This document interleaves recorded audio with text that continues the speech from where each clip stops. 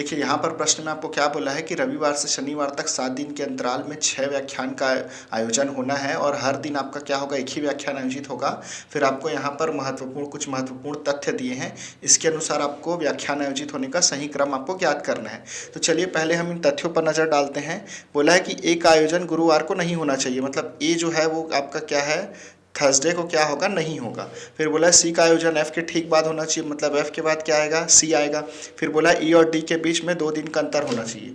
देखिए या तो ई के बाद डी आ सकता है, या तो आपका ई के बाद डी आ सकता है, या फिर आपका डी के बाद ई आ सकता है ना, या तो फिर डी के बाद आपका ई आ सकता है। फिर बोला एक दिन कोई व्याख्यान नहीं होगा, मतलब किसी एक दिन क्या होगा, आपका छुट्टी रहेगा, ऑफ रहेगा।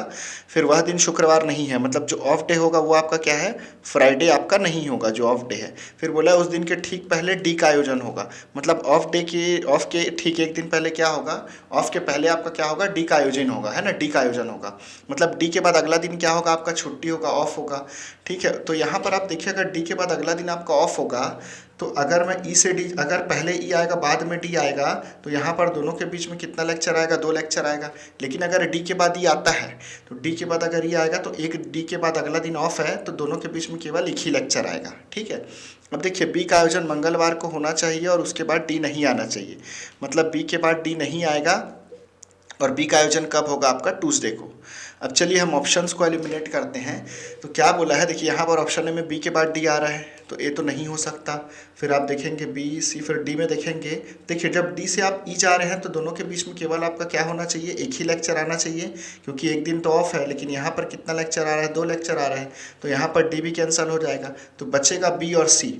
अब चलिए कोई एक ऑप्शन को हम लेके सॉल्व कर लेते हैं। अगर बी को मैं ट्यूसडे ले लेता हूँ, जैसा कि बोला है कि ट्यूसडे को यहाँ पर आयोजन होना है बी का, है ना, तो यहाँ पर फिर देखिए एक दिन पहले आपका क्या आएगा, मंडे आएगा, और डी के एक दिन बाद क्या होता है, ऑफ होता है, तो यहाँ पर मंडे क्या हो जाएगा, ऑफ हो जाएगा, और संडे को क्या आ जाएगा, डी। तो Sunday, Monday, Tuesday, Wednesday, Thursday, Friday, Saturday.